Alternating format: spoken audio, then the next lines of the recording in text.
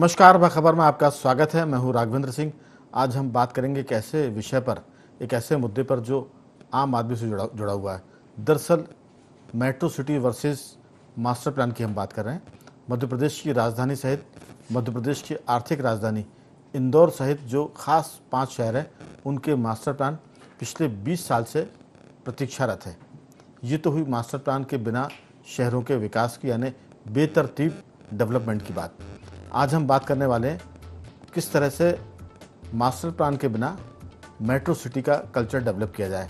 उसके लिए मध्य प्रदेश के मुख्यमंत्री डॉक्टर मोहन यादव ने पिछले दिनों इंदौर के आसपास के 3-4 जिलों को जोड़कर एक मेट्रो सिटी की बात की और उस मेट्रो सिटी को लेकर अधिकारियों ने, महकमे ने प्रेजेंटेशन भी पेश किया। अब उसके बाद बात होती है कि इंदौर के साथ 3 जिले आसपास के, उसमें उज्जैन को भी शामिल किया गया है और इंडस्ट्रियल एरिया पीथमपुर को भी जोड़ा गया है। और ये तो हुई इंदौर की बात। अब बात हम करेंगे भोपाल की कि दरअसल राजधानी भोपाल है और अभी इसका मास्टर प्लान भी बना नहीं है पिछले 25-22 सालों से। अब इसको भी अगर मेट्रो सिटी बनाया जाएगा तो जाहिर है कि भोपाल के आसपास के 3 जिले इसमें शामिल होंगे। इसमें औद्योगिक केंद्र मंडीदीप भी शामिल होगा, रायसेन भी इसमें शामिल किया जाएगा, विदिशा भी शामिल होगा और सीहोर की बात भी हम करें वो भी इसमें जोड़ा जाएगा। इसके बाद इसका विकास होगा। इसमें एक चीज़ और मैं जोड़ना चाहूँगा, वो ये कि जहाँ तक सरकारी महकमों की बात है, वो अगर फ्लाईओवर बनाते हैं तो उसकी एंट्री और एग्ज़िट भी इतनी ज़्यादा क्रिटिकल और डिफ़िकल्ट होती है कि वहाँ से निकलने वाले वाहन या तो एग्ज़िट पर ही फंस जाते हैं या एंट्री पर ही जाम में लग जाता है। तो डिज़ाइन को लेकर, प्लानिंग को लेकर जो स्थिति है वो बहुत ही दयनीय है। लेकिन अगर डॉक्टर मोहन यादव इस पर कुछ काम करेंगे तो संभवतः कुछ सुधार आ जाए। आज हम चर्चा में जोड़ेंगे हमारे देश के जाने माने एक तरह से जो आर्किटेक्चर हैं और प्लानिंग की बात करें तो MIT US से पढ़े हुए आज से 40 साल पहले स्नेहांशु मुखर्जी हमारे साथ दिल्ली से जुड़ेंगे।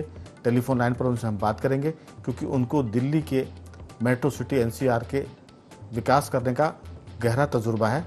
उनसे पूछेंगे कि वहाँ क्या दिक्कत आई और मध्य प्रदेश में अगर ये इस लाइन पर सरकार काम करती है तो उन्हें किन किन बातों का ध्यान रखना चाहिए।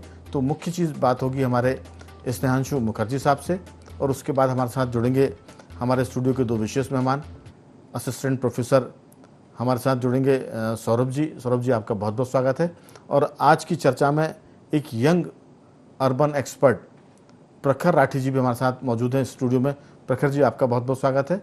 स्काइप पर जुड़े इंदौर से हमारे वरिष्ठ पत्रकार गौरव चतुर्वेदी और दिल्ली NCR की बात करें तो वहाँ से सामाजिक कार्यकर्ता नागेंद्र परमार जी हमारे साथ जुड़े हैं। आप सभी का बहुत बहुत स्वागत है। मैं एक बार देख लेता हूँ कि मुखर्जी साहब से हमारा टेलीफोन पर संपर्क हुआ तो मुखर्जी साहब हमारी आवाज़ सुन पा रहे हैं? लगता अभी उनसे संपर्क नहीं हो पाया। लेकिन चर्चा की शुरुआत सौरभ जी आपके साथ करेंगे कि ये जो सारा मामला है वो किस तरफ जा रहा है, क्योंकि मेट्रो सिटी तो बना लेंगे 3-4 जिलों को जोड़कर, लेकिन उसके साथ जो चौराहों का विकास होता है, फ्लाईओवर बनते हैं, मेट्रो रेल की अगर बात हो रही है, उसको किस ढंग से देखते हैं। और उसके बाद जो हमारे साथी पत्रकार हैं वो कुछ आपसे पूछना चाहेंगे।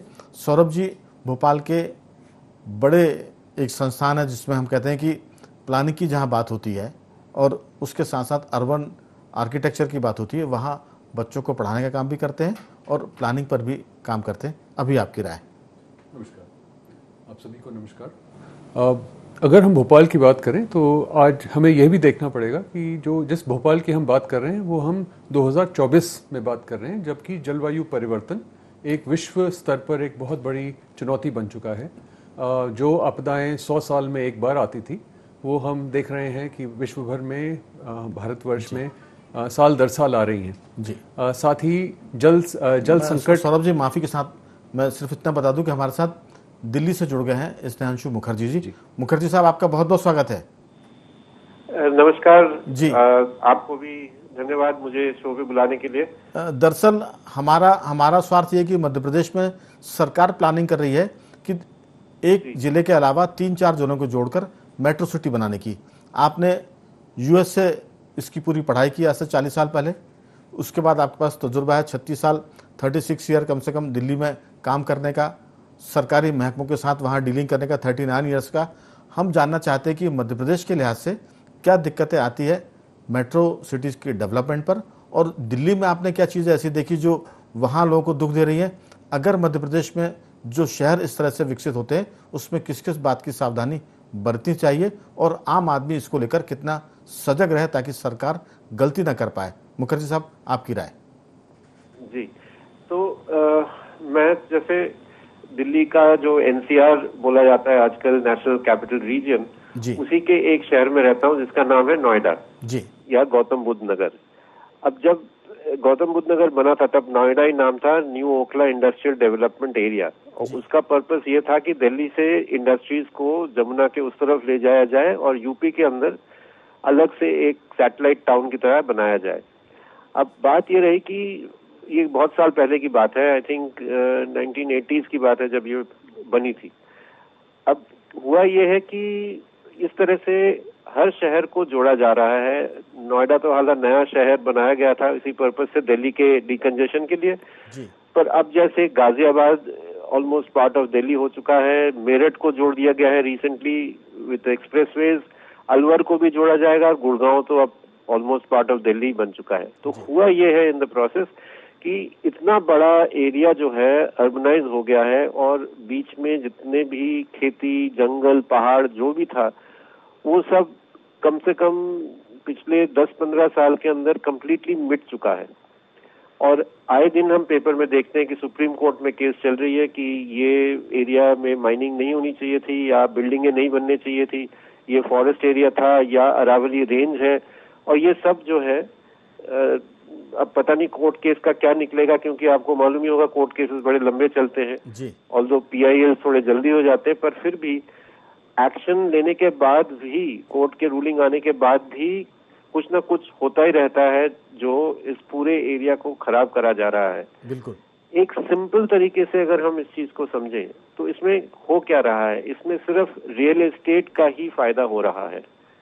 जब मेरठ में लैंड प्राइसेस कम थे और दिल्ली में लैंड प्राइसेस बढ़ाए जा रहे हैं, एनसीआर में बढ़ाए जा रहे हैं, तो मेरठ में भी अब बढ़ेंगे क्योंकि रोड कनेक्टिविटी आ चुकी है। और मेरे हिसाब से तो road connectivity means further degradation of the environment, क्योंकि आप लाखों गाड़ियां हर दिन अप एंड डाउन कर रहे हैं जिसमें एक आदमी बैठ के, और आजकल एसयूवी चला रहे हैं, तो आप समझ ही पा रहे हैं कि कितना उसमें पोल्यूशन भी हो रहा है और अननेसेसरी फ्यूल का वेस्टेज होता जाता है। जी। तो ये जो प्लान है जो ओरिजिनली यूएस में बना था हाईवेज के साथ, वो हम इतने साल बाद यहाँ पे गलतियां कर रहे हैं, और वहां पे शहर के अंदर जितने भी फ्लाईओवर्स और एक्सप्रेसवे बने थे वो तोड़ के वापस शहर को ठीक करने की कोशिश में है। तो ये तो हमारा ट्रेजेडी बहुत पहले का है कि जो चीजें बाहर गलती कर चुके हैं उनको हम अपने तरफ से गलतियां करके भी नहीं समझना चाहते। तो ये रफली और वेरी ब्रीफली मैं कहूंगा एक प्रॉब्लम है। रियल एस्टेट लॉबी को हेल्प करने के सिवा और कुछ होता नहीं है एक्चुअली। ये जो दिक्कत है, मैं ज़रूर, हमारे साथ हमारे पत्रकार साथी भी हैं, गौरव चतुर्वेदी, इंदौर से इनका वास्ता है, भोपाल से भी वास्ता है, और पूरा कर्म क्षेत्र मध्य प्रदेश है। गौरव जी, इंदौर को लेकर भी जो बात मुखर्जी साहब दिल्ली के बारे में कह रहे हैं, और उन्होंने कहा कि यूएस में भी इस तरह की पहले डेवलपमेंट हुए थे लेकिन बाद में वहाँ इनकी दिक्कतों को समझा गया तो चीज़ें सुधारी गई, लेकिन देश में हम उस पैटर्न पर चल रहे हैं जो वहाँ छोड़ दिया गया विदेशों में। अगर आप एक्सप्रेस वे बना रहे हैं तो उसके साथ में आपको मेट्रो की लाइन भी डालनी पड़ेगी, ताकि जो पब्लिक ट्रांसपोर्ट है वो अगर बेहतर होगा तो लोग निजी गाड़ियों का इस्तेमाल कम करेंगे और पब्लिक ट्रांसपोर्ट का इस्तेमाल ज़्यादा करेंगे। मुझे लगता है कि इंदौर में जो सरकार अभी काम करने वाली है, देवास को, उज्जैन को और साथ में धार को जोड़कर, पीथमपुर को जोड़कर जो एक मेट्रो सिटी बना रही है, उसमें मध्य प्रदेश के लोग क्या सोचते हैं? गौरव जी, आपकी राय। नहीं राघवेंद्र जी, अगर देखें लंबे समय से जी सैटेलाइट टाउन्स तो बन चुके थे, जैसे मऊ की बात करें या देवास की बात करें जी, या हम धार का पीथमपुर ले लें या घाटा विल्लौद ले लें, तो ये सैटेलाइट टाउन के तौर पर डेवलप तो हो गए थे, लेकिन यहाँ पर आने जाने की जो सुविधाएं थी वो सुविधाएं बहुत तेज नहीं जी। या जैसा कि अभी बताया कि ट्रांसपोर्टेशन के कारण जो पॉल्यूशन फैला, तो उसको भी कंट्रोल करने के लिए मेट्रो एक बहुत अच्छा उदाहरण बन सकता है जी। लेकिन जो सबसे बड़ी बात अभी बात में निकली है कि आप मेट्रो डालिए, लेकिन मेट्रो डालने के साथ साथ जो आपके ग्रीन एरियाज हैं उन ग्रीन एरियाज पे कंट्रोल करना पड़ेगा। अभी हो ये रहा है कि इंदौर और भोपाल के, इंदौर और देवास के बीच में या पीथमपुर इंदौर के बीच में, या हम उज्जैन इंदौर के बीच की बात करें, तो डे बाई डे कंस्ट्रक्शन होता जा रहा है। कहीं होटल्स आ रहे हैं, कहीं कंस्ट्रक्शन, बड़े कॉलोनीज कटती जा रही, तो इनको सबसे पहले नियंत्रित करना पड़ेगा। और जो खेती की जगह है, वो ग्रीन एरियाज है, जो ग्रीन बेल्ट की जमीनों पर जो कंस्ट्रक्शन हो रहे हैं, उन्हें रोकना पड़ेगा। चूंकि रियल एस्टेट सबसे मुनाफे वाला धंधा है और जिसमें कई राजनेताओं के, अफसरों के पैसे लगे रहते हैं, इसलिए वो उसको खुली छूट दिए रहते हैं कि किसी भी तरीके का विकास होता रहे। वो बेतरतीब जो विकास हो रहा है जी, उसके कारण डिस्टरबेंस आता है। मेट्रो बहुत जरूरी है इंदौर, देवास, धार और उज्जैन के लिए, लेकिन सबसे बड़ी चीज है कि जो अनियंत्रित विकास हो रहा है उस पर भी कंट्रोल करने की जरूरत है, नहीं तो दिल्ली बनते हुए देर नहीं लगी। यही बात मुखर्जी साहब बता रहे हैं कि अगर सरकार इस तरह की प्लानिंग करती है तो उसमें सबसे ज़्यादा फायदा होता है रियल इस्टेट का। और जो उन्होंने कहा कि दिल्ली की जो स्थिति है, पिछले 15-20 साल का जिक्र किया मुखर्जी साहब ने, वो ये कि वहाँ पहाड़ खत्म हो गए, डेवलपमेंट तो हुआ, जंगल खत्म हो गए, तो पेड़ पौधे खत्म हो गए, जंगलात खत्म हो गए और पहाड़ खत्म हो गए। वो जो दिक्कत है वो मध्य प्रदेश को भी फेस करनी पड़ेगी अगर हमने सबक नहीं लिया दिल्ली के एनसीआर के डेवलपमेंट को लेकर, क्योंकि वहाँ मकान तो बन जाएंगे, कॉलोनी तो बन जाएगी, लेकिन पर्यावरण जीरो पर आ जाएगा। इसलिए आप देखिए कि दिल्ली में सांस लेना दूभर है।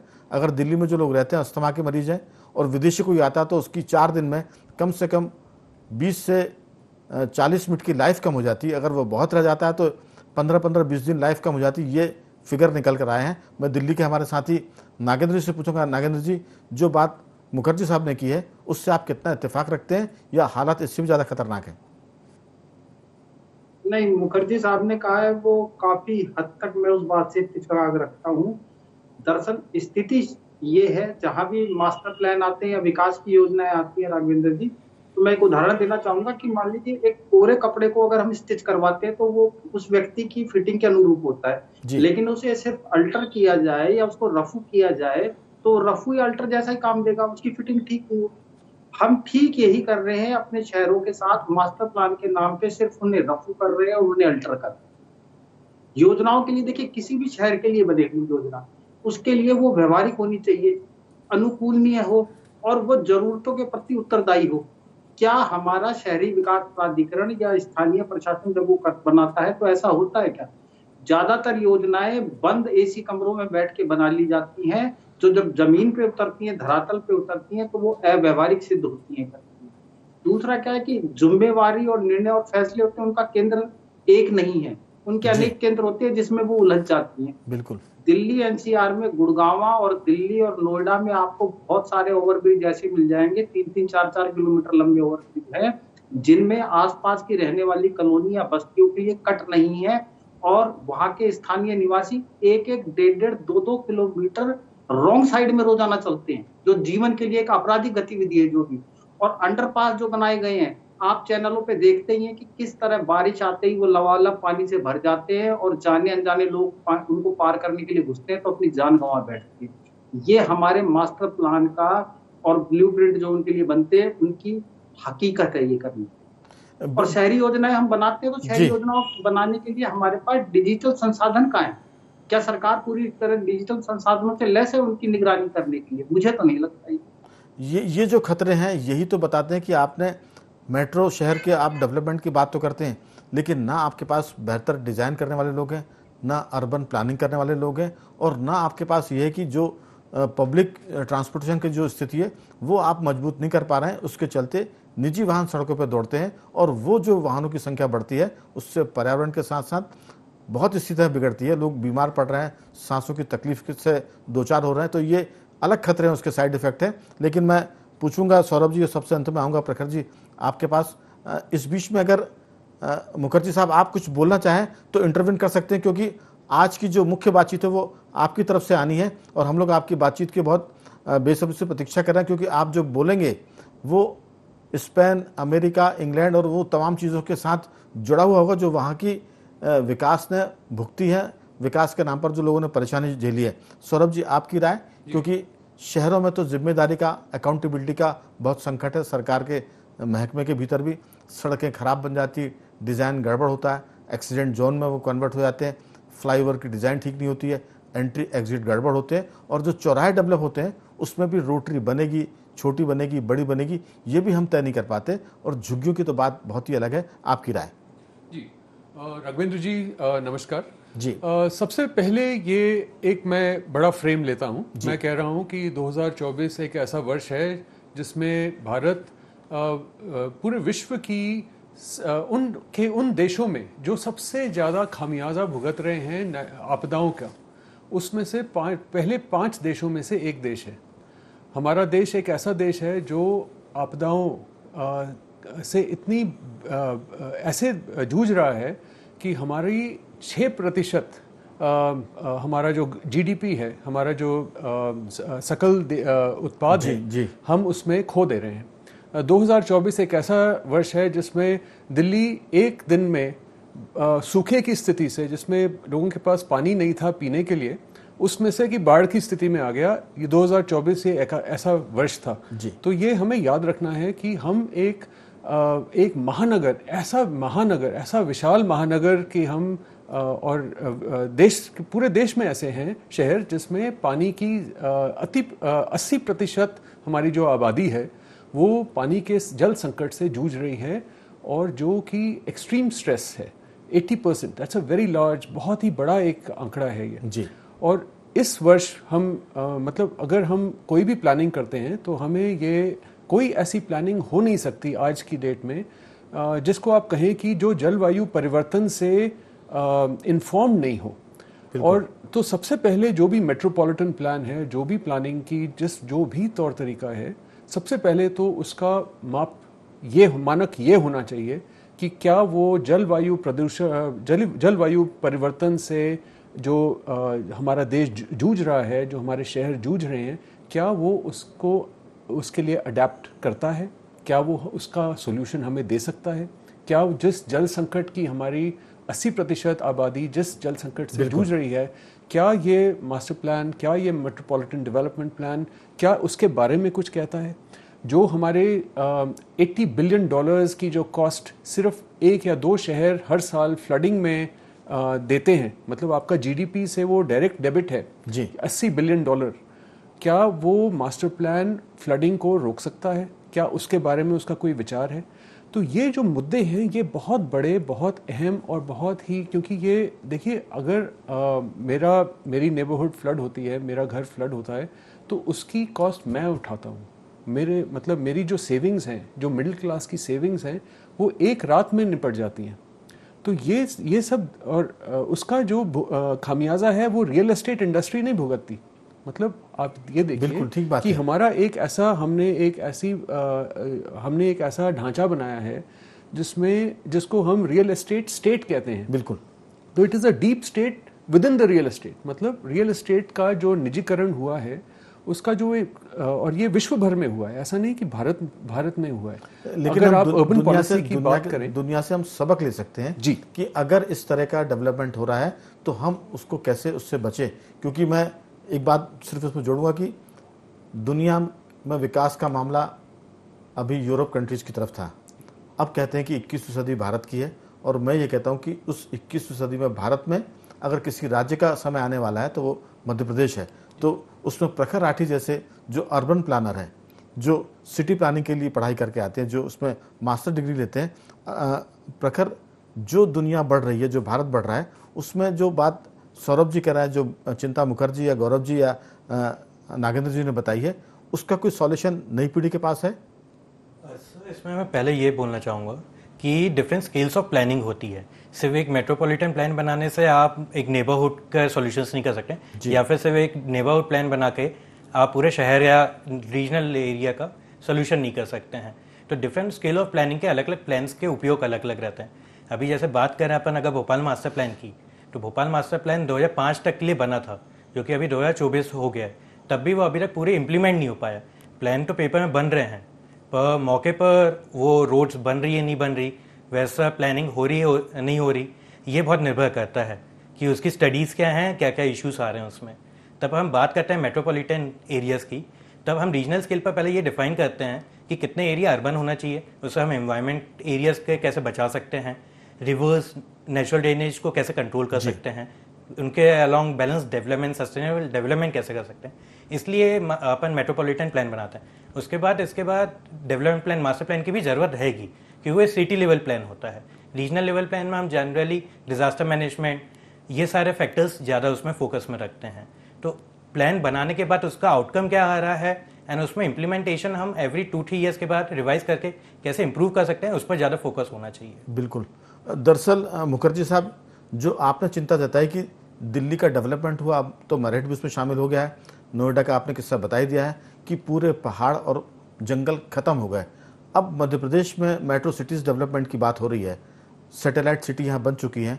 क्या जो प्लानर हैं अर्बन एरियाज़ के भी और जो विलेजेस की बात करें, वो प्लानिंग में पहाड़ों को, जंगल को, नदियों को बचाने के साथ काम करें, तो मुझे लगता है कि प्लानिंग ठीक हो जाएगी, डेवलपमेंट भी होगा और पर्यावरण भी बच जाएगा। आपका जो अनुभव है, एक्सपीरियंस है, वो क्या कहता है?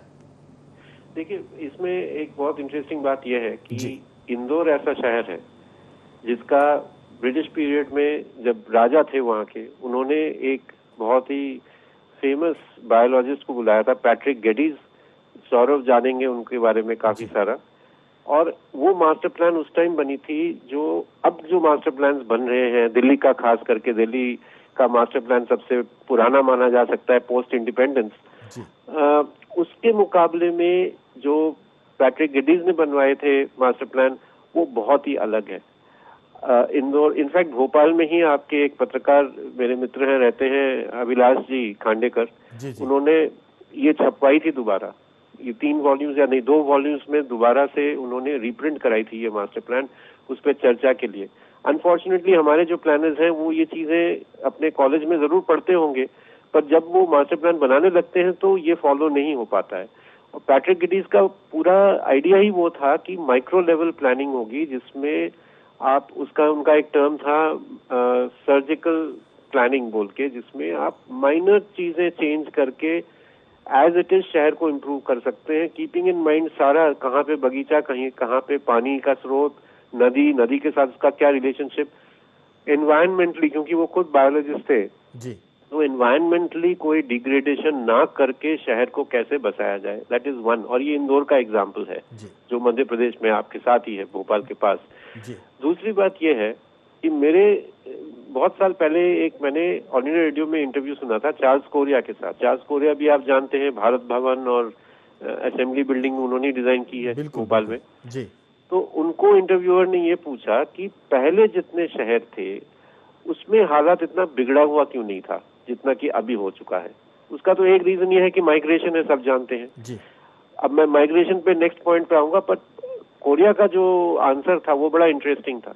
उन्होंने ये कहा कि उस टाइम राजा महाराजा होते थे जी। और उनके अंडर एक दीवान होता था जिनका काम होता था शहर को ठीक करना। और क्योंकि ये राजा महाराजा और दीवान उसी शहर में रहते थे, तो वो इसलिए इस तरह से शहर को डेवलप करने की कोशिश करते थे ताकि वो खुद भी ना भुगते प्रॉब्लम्स और किसी और को भी ना होने दें। इसे वो अब खत्म हो गया। अब जो प्लानर्स हैं या ब्यूरोक्रेट्स हैं वो कहीं के नहीं होते हैं, तो वो कहीं कोई रह के उसको समझ के नहीं बना पाते। वो कहीं के नहीं होते हैं और वो शहरों को भी कहीं का नहीं छोड़ते हैं। पुराने राजा महाराजा तो अपयश से डरते थे, अब के जो राजा महाराजा है जिसको हम नौकरशाह कहते हैं, वो अपयश से नहीं डरते हैं, वो केवल माल कमाते हैं, पैसा कमाते हैं। अब आपने कहा, बताया था अपनी बातचीत में कि वो किस तरह से जो रियल इस्टेट उसको लाभ पहुंचाते हैं और पैसा लेके निकल जाते हैं। बिल्डर भी पैसा लेके निकल जाता है और लोग भुगतते रहते हैं। जल्दी से मैं आपसे चाहूँगा कि इस पूरी चीज़ को आप समअप करें, ताकि मैं, क्योंकि 1 ही मिनट हमारे पास बचा है चर्चा के लिए। मुखर्जी साहब जी, तो नेक्स्ट पॉइंट मेरा यही है, बहुत सिंपल सा पॉइंट है। जब एक शहर जो एक सर्टेन लिमिट के अंदर हम संभाल नहीं पाते नॉर्मल कोर्स में, क्योंकि जैसे शहर का लिमिट बढ़ता रहता है तो उसको संभालना लॉजिस्टिकली नेक्स्ट टू इम्पॉसिबल हो जाता है। अब दिल्ली का भी वही हाल था एक टाइम। मैं दिल्ली का ही हूँ, मैं 1960 से दिल्ली में हूँ। दिल्ली का हाल कुछ और ही था 60s में, 70s में। 80 के बाद से इतना बढ़ चुका है कि आप एक एंड से दूसरे एंड जाने में आपको 2 घंटा लग जाएगा, इवन ऑन मेट्रो। सड़क पे तो भूल जाइए। हम लोग दरअसल इसी के लिए चिंतित हैं कि ये मेट्रो शहर तो बन जाएंगे, लेकिन लोग कैसे घर से निकल के मंजिल तक पहुंचेंगे और फिर वापस लौट पाएंगे। नागेंद्र जी, बहुत छोटी सी आपकी राय। मेरी तो बस ये प्लान बनाते वक्त ये ध्यान रखना चाहिए कि वो व्यवहारिक हो और जरूरतों के प्रति उत्तरदायी हो। और सबसे बड़ी जरूरत बात है कि प्लान बनाते हुए दृढ़ राजनीतिक इच्छा शक्ति और जवाबदेही और पारदर्शी नौकरशाही हो, तभी कोई प्लान काम करे। बिल्कुल। गौरव जी, आपकी छोटी सी राय। देखिए राघवन जी, अगर सबसे बड़ी बात है कि आपको मेट्रो जो डेवलप करना वो तो करिए, लेकिन जो आसपास के जिले हैं वहां पर वो सुविधाएं उपलब्ध करा दीजिए कि लोग बहुत ज्यादा माइग्रेट ना हो। बिल्कुल, वो एक सबसे बड़ी समस्या आ रही है वर्तमान। एकदम। प्रखर, आपके राय में सबसे आखिरी में पास, प्रखर कुछ बोलेंगे? सर मेरा यही रहेगा कि प्लान में पेंटिंग जैसे प्लान नहीं होना चाहिए, इम्प्लीमेंटेशन प्लान होने चाहिए and different scales of planning में ध्यान देना चाहिए कि नेबरहुड प्लान से लेके आप रीजनल प्लान, सारे लेवल ऑफ प्लान बनने चाहिए।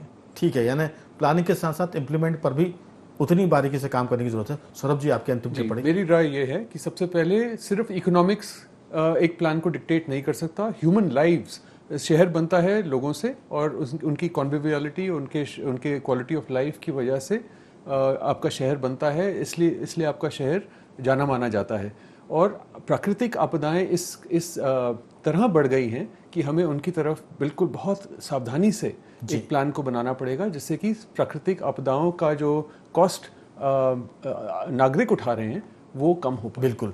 तो कह सकते हैं कि मध्य प्रदेश में इंदौर ऐसा शहर है जिसको बनाने के लिए वहाँ के पुराने राजा महाराजाओं ने बड़ी कोशिश की थी। इसके बाद जयपुर का भी नाम आता है। जयपुर भी ऐसा शहर था जिसको बनाने के लिए बहुत पुराने, आज से 400-500 साल पुरानी बात करें तो उसको भी जिस बसाहट से जहाँ का ड्रेनेज सिस्टम बनाया गया था वो आज भी मिसाल के लायक है। और नए हिंदुस्तान की बात करें तो चंडीगढ़ एक ऐसा शहर है जो बहुत ही नियोजित तरीके से बसाया गया। लेकिन अब जो शहर बनने वाले हैं वो कम से कम चंडीगढ़ भले ही ना हो, लेकिन एक तरह से वो ऐसे शहर भी ना हो जहाँ पानी गायब हो जाए, लोग सड़कों पर चलना, लोगों का दूभर हो जाए और एक्सीडेंट जोन ना बने। कम से कम इसकी मेरे ख्याल से ज़रूरत है। लिखे पढ़े लोग हैं, जानकार हैं, टेक्निकली एक्सपर्ट है, सिर्फ काम करके उसको ज़मीन पर उतारने की ज़रूरत है। मैं सभी मेहमानों का, खासतौर से मुखर्जी साहब का, नागेंद्र जी का बहुत बहुत साधुवाद करता हूँ। गौरव जी का बहुत धन्यवाद और सौरभ जी आपका साधुवाद, और हमारे नए साथी, युवा साथी प्रखर राठी का भी बहुत साधुवाद की इस चर्चा में हिस्सा लिया। तो बखबर में आज सिर्फ इतना ही। बने रहिए हमारे साथ और देखते रहिए IND24।